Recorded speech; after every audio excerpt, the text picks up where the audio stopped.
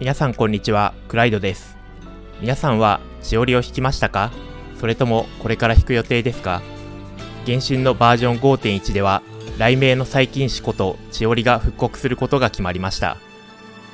しおりを弾くかどうか迷っている方や性能が気になる方は多いと思うのですが、この動画は性能や見た目ではないしおりさんの推しポイントということで、しおりのモデルになったと思われる人との共通点やモチーフ武器の名前などを考察する動画となっています。言ってしまえば完全に私の趣味の動画です。しおりの性能解説動画は私もそのうち作るかもしれませんし、そうでなくても素晴らしい解説動画を各配信者さんがたくさん出していますので、そちらをぜひご覧ください。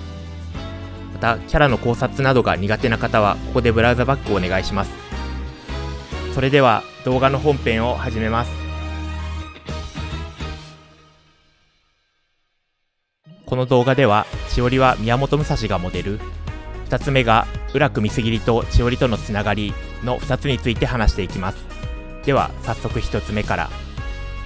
宮本武蔵といえば戦国から江戸時代にかけて実在した剣豪で生涯無敗を誇ったことや巌流島の決闘など数々の伝説が残っていることで有名です。しおりというキャラクターを見ていると宮本武蔵との共通点や宮本武蔵の名言が各所に出ていることがわかります。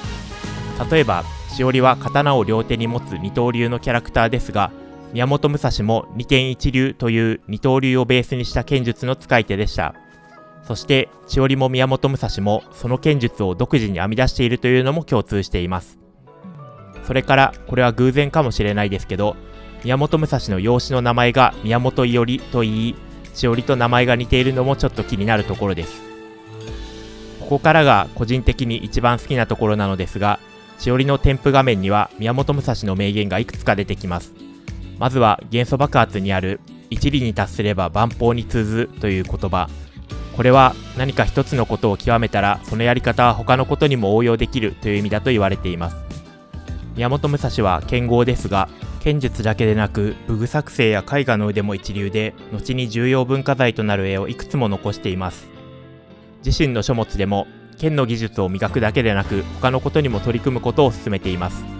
一方のしおりといえば戦うファッションデザイナーであり、フォンテーヌで大人気なファッションだけでなく二刀流の使い手でもあったり、服を作っていなければ菓子職人になっていたかもと言っていたりと、こちらも多彩なキャラクターです。この一文はそんな2人の多彩さのことを言っているのだろうと思います。そしてもう一つがしおりの貫突名万里一空です。宮本武蔵の名言万里一空は五輪の書や兵法35か条の最後に書かれている言葉で、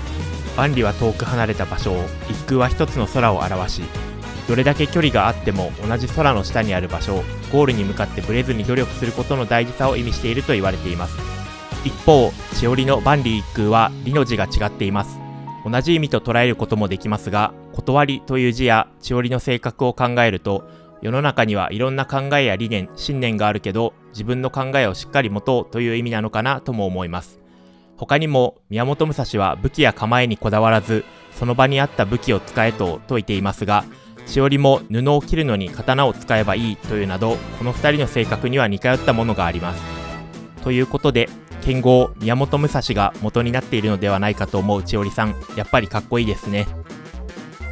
ここでちょっと余談ですが、宮本武蔵の書いた五輪の書には地、火、水、風、空の5巻がありますが、これは仏教での世界を構成する5つの要素から来ていると言われています。そのうち空というのは他の4要素が存在するための空間、虚空を表すと言われていて、その虚空のことはサンスクリット語でアーカーシャと言います。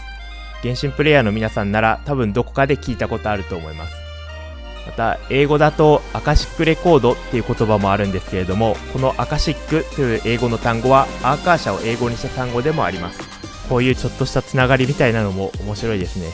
次はしおりのモチーフ武器浦久見杉の名前としおりの性格についての考察です。原神のテキスト内では浦久斎が名付けたと言われている浦久見杉ですが、その名前にはしおりと関係する他の意味が含まれていると思っています。まず見すぎりの名前に使われているミスという言葉ですが、平安時代頃から使われ始めた装飾を施したすだれのことで、皇族や貴族が他の人と会う時などに間にあるあれのことです。外と中の明暗さを作ることで貴族側からは外が見えるのに一般人側からは貴族の姿が見えないというマジックミラーのような効果も持っていたりします。そんなミスはいわば身分の境界線を表しているのですが、ミス切りはそれを切る、つまり身分の境界を取り払うという意味を込めて付けられたのではとも思います。しおりといえば相手の身分が高かろうが低かろうがそれに左右されない人として有名ですが、そんな千織がミス切りという名前の刀を持っていることに胸が熱くなります。ということで、私が思う千織の推しポイントを語らせてもらいありがとうございました。これを機にちょっとでも千織が気になった方、復刻の折にはぜひ千織を引きましょう。最後までご視聴いただきありがとうございました。面白かったよという方はぜひ高評価、チャンネル登録をお願いします。それでは皆さん楽しい原神ライフを。